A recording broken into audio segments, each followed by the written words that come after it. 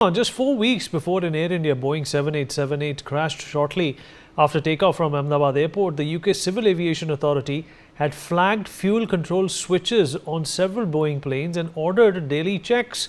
The UK Aviation Regulator issued a safety notice on the 15th of May instructing operators of 5 Boeing models, including the 787 Dreamliner, to review a US Federal Aviation Administration Airworthiness Directive, an advisory aimed to correct unsafe conditions in a product and determine whether it affected their fleet. The FAA directive had flagged fuel shutoff valve actuators as a potential safety concern. And this comes amidst intense speculation following the AAIB's preliminary report after beginning an investigation of the accident that claimed over 260 lives in Ahmedabad last month. Let us take a look at this order from the UK Civil Aviation Authority and all the other information that points towards a glitch in the fuel cutoff switches on board Air India Flight 171. Then, of course, we will also talk about this with our guests on the program. So, well, this is an important piece when it comes to the AI 171 crash. What was this order about? What did they in fact want, these airlines to notice and note? Well, on the 15th of May 2025, UK's Civil Aviation Authority flagged Boeing planes' fuel control switches. This is obviously being cited as one of the reasons for the crash that took place just last month in Ahmedabad. The CAA also called for daily checks of fuel shutoff valve actuators on the Boeing 787s. The Dreamliner was also a part of it. And now that we are talking about the reasons for this plane crash, this bit of information comes extremely handy. This followed an airworthiness directive by the US FAA about the fuel shutoff valves as well, meaning that there is a possibility that something of this sort could happen. So you need to be concerned what to do with these valves.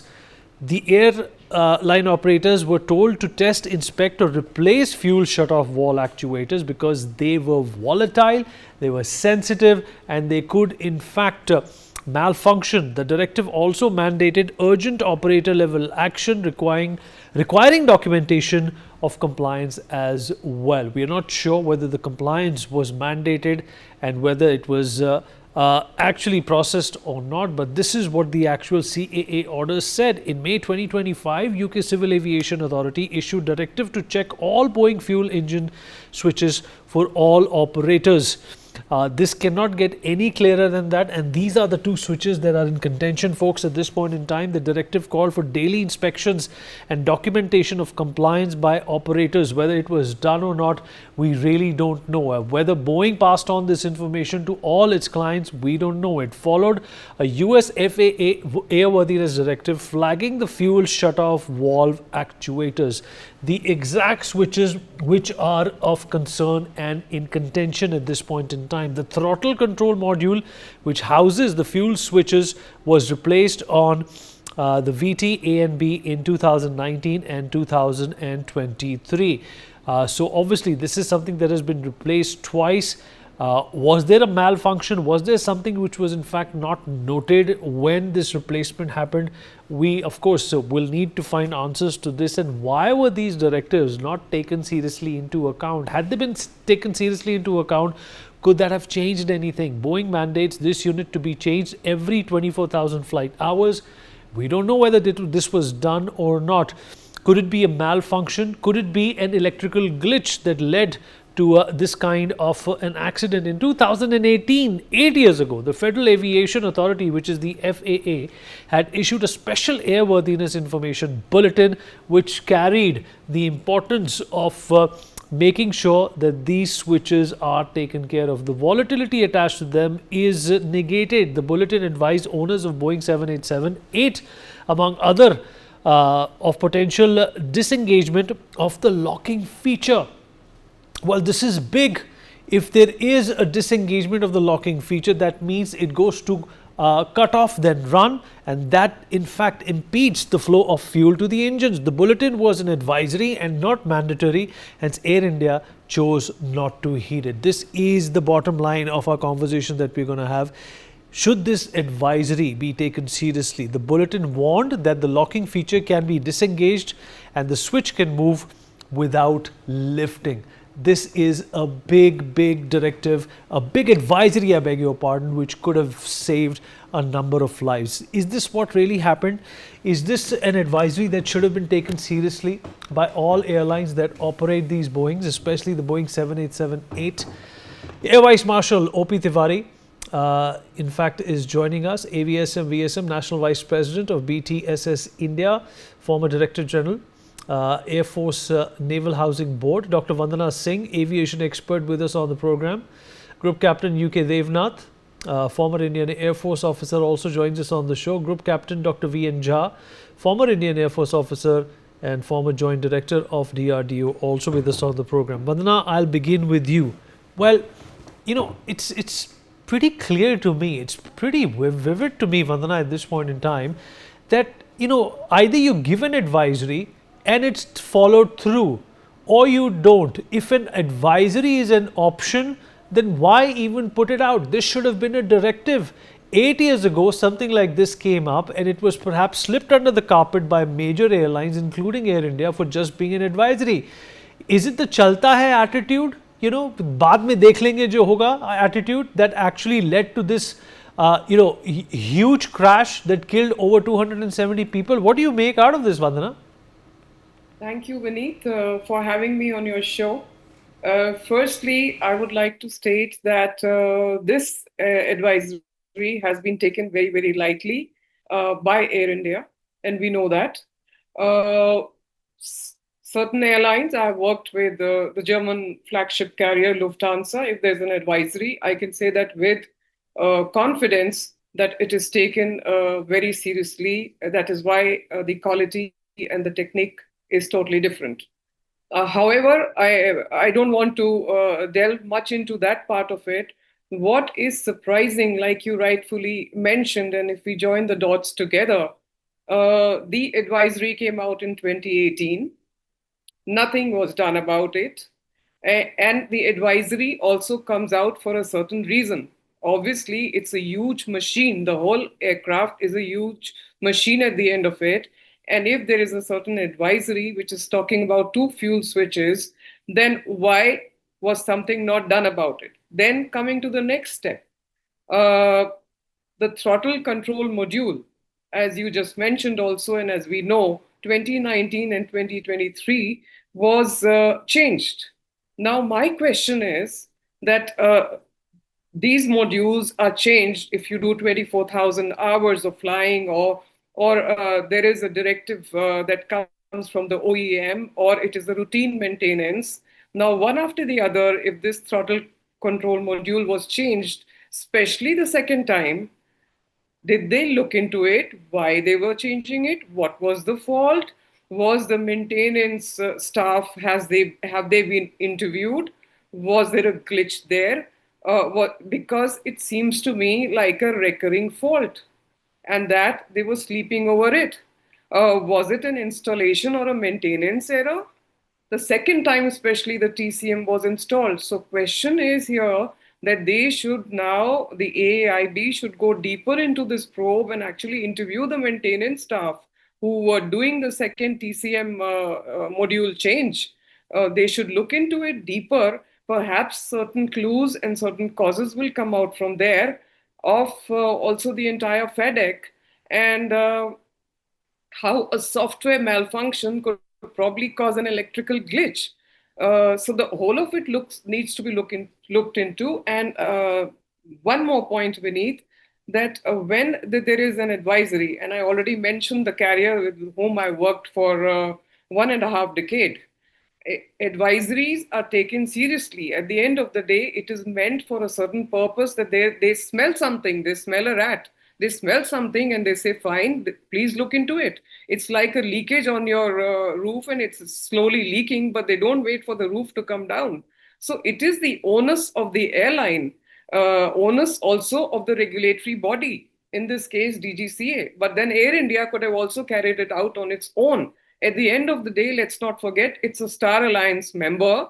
And if a Lufthansa can do it, then why can't an Air India do it? And this is what needs to be checked also. Over to you, Vinny. Group Captain Jha, I'm still a little concerned. whether these advisories, that are sent should be taken seriously or not. If they're not meant to be taken seriously, why send them in the first place? And I am also of the belief, sir, and you can verify this fact for me, that there are plenty of advisories which are sent from, various associations around the world, all over the world, to make sure that safety is not compromised. Is that something that needs to be consolidated? Is that what we gain out of this crash? Perhaps this new streamlining of these advisories will help save more lives. Fair enough. Absolutely. There is no doubt at all that once any advisory is initiated, that must be followed, that must be done. But what is the advisory? The advisory was that the fuel control valve that should be checked. What check should be done? Should the check be done with the loadings, that how much of the loads are put onto the lifting of the spring mechanism so that it changes its position, or should it be just made to test by anyone, by any self? If it was a second option, then it has been checked. Every sortie that aeroplane has flown by the pilot, at the time of startup of the engine, it has been changed from the off to the run position, and at the end of the sortie, it has been changed from the run to the off position. If there was any doubt whatsoever in the minds of the crew that this switch is maybe that there is a tendency for slip off from the neutral position, or to get stuck at the neutral position, or the pressure required to lift up the cock is much less, it would have been possibly noted onto the log book. Remember this particular aircraft, when it has come from the Delhi to Ahmedabad, there was something noted by the pilot, and that check has been done. But that was not pertaining to this switch. So if the advisory was just to check the switch, then the switch has been being checked by the experienced pilots of the order of that. But if the switch was to be checked by the maintenance staff by applying the loading, then I'm sorry, then this is not to be done as an advisory, then it is a mandatory check. That every switch, after so many hundreds of the hours or the switches of the operation, or the number of the operation, should be checked for the under the pressure. That should be advisory. This advisory is not so. So let's not put everything onto the advisory. Advisory is advisory. By all means, it should be followed. And this switch is in operation in every sortie, Vineet. And remember, I have been hearing many of the questions being raised onto that 1 second difference between the two switches. People who have not held the stick and the throttle in their hand in their lifetime, they are advising the pilots that they should do like this. The person who has never conducted an aircraft accident investigation, they are suggesting the team that they should do like this. These are all going much beyond the preliminary report, the scope, what it was there. It is going much beyond it. I'm glad that Air Force maintains that confidentiality, that nothing will be going to anyone unless and until the entire thing is complete. Initial investigation report, we give it to our own agency. They know the preliminary finding, what happened, how it happened. Those are fair enough. And then it doesn't catch the media glitches, wherein every Tom, Dick and Harry keep on, dissecting your own wisdom. That is not to be done. Remember, in the last few days that I have spoken to you, there have been a lot of queries onto whether this can be done, that the switches could be operated within 1 second. Where it said that it has been operated within 1 second. No, it has not. The report says that from the time that the first switch shows being put to the off, in another 1 second, another switch also has come. That means after the first switch has been operated, then within the next second, another switch has been operated. That's fair enough. I mean, anyone can do it. After you have put the first switch into the off position. The big question is, can that happen automatically because of a glitch? And considering this advisory, which was put out in 2018, it seems to me, sir, that it's a distinct possibility.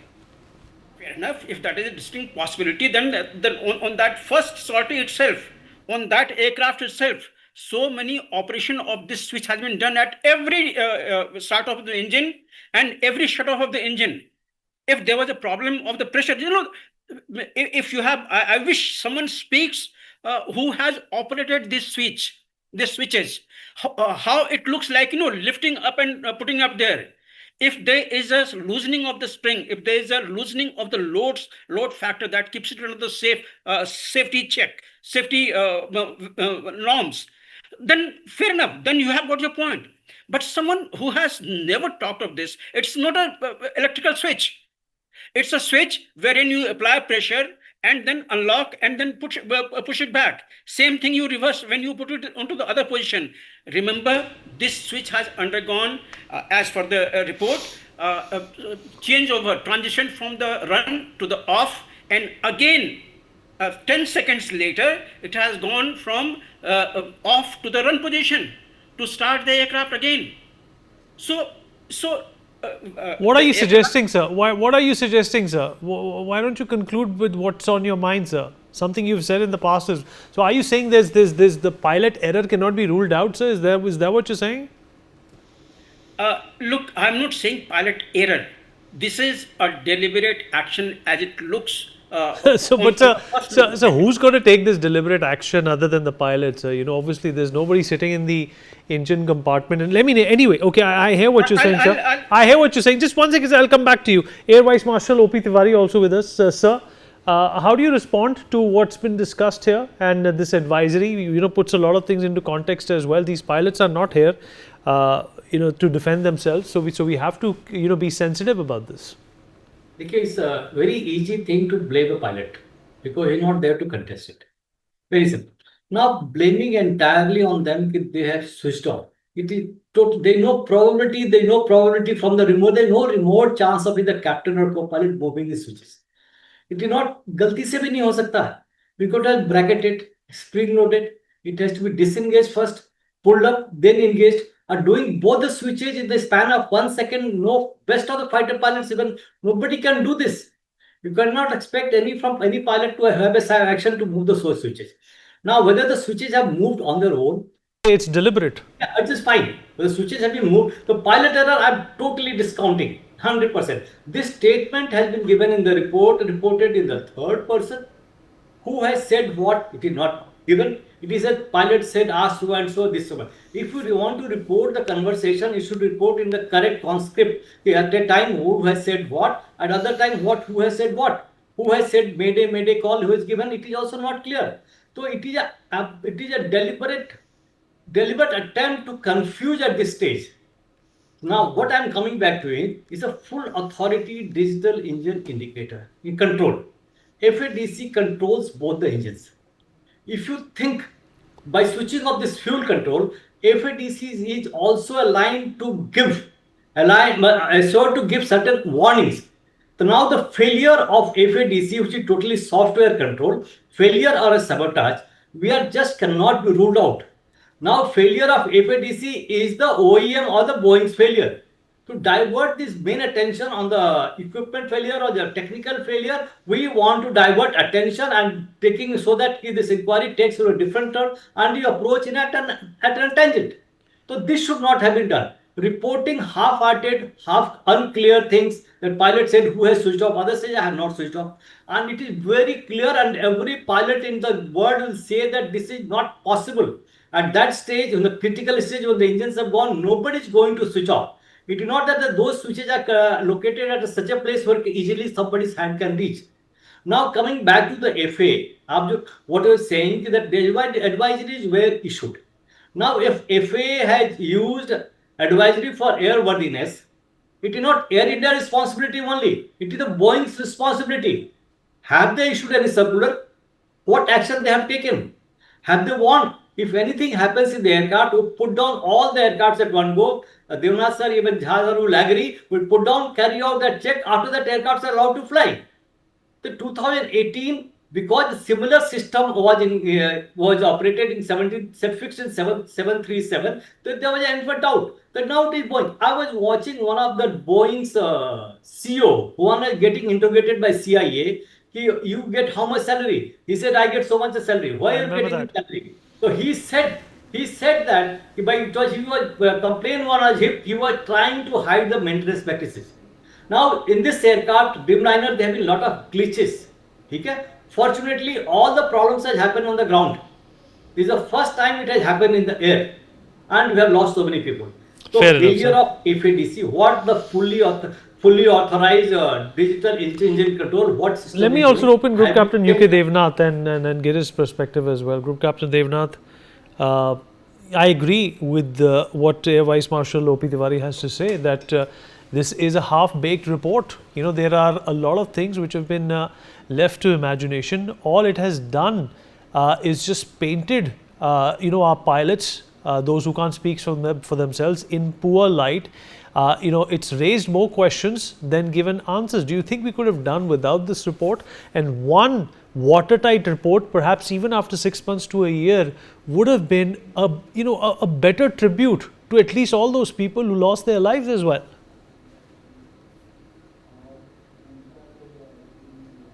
Sir, would you respond to my question? Vineet, it goes without saying that loss of life is a very, very sad occasion. Investigation must bring out clearly in a very, very neutral, unbiased, and fair manner what was the technical fault, if at all, or what was the human fault, if at all. It has to be understood that this particular switch is fitted on all the Dreamliners. There are more than 1100 of them are flying around. No other airliner has now grounded them or sent them for special check. All the other airliners, including Japan Airline, Korean Airline, uh, Etihad, have only issued advisory to their maintenance staff in last 2 or 3 days that they should ensure that additional checks are carried out on this switch. Now, how do we zero into the problem? You see, the recording of the failure of fuel control valve is definitely indication is there, and we get a timeline printout for that. Fact remains that from where is the recorder picking up the input that something has been switched off? There are two ways. One is from the switch in the cockpit itself. When the switch in cockpit is moved to off position by anyone, by ground crew, by maintenance staff, by pilot, when it is switched off, from that switch in cockpit, an input line goes to the uh, FADC. So it will record that it has been switched off. But second thing is, which is also quite probably true, Dreamliner circuit, I am not aware that the fuel control valve switch off input, the trigger, the electrical input is taken not from the switch in cockpit, but from the fuel control valve Fair enough. actuator, which is Fair enough. Fair enough. So we have a paucity of time. I'm just going to take a quick closing comment from Dr. Vandana Singh as well. Vandana, in all of this, we really need to understand that there is a very thin line between technical error and pilot error. It is supposed to be ascertained at this point in time that nothing that this report says is verifiable at this position, and we will have to wait for the final conclusion. Social media, as well as the international media, is abuzz with the fact that it likely is pilot error, because that's what this inclines towards. If it is, then there are multiple parties that also need to be brought in. I don't hear too much culpability being discussed when it comes to Boeing and its track record.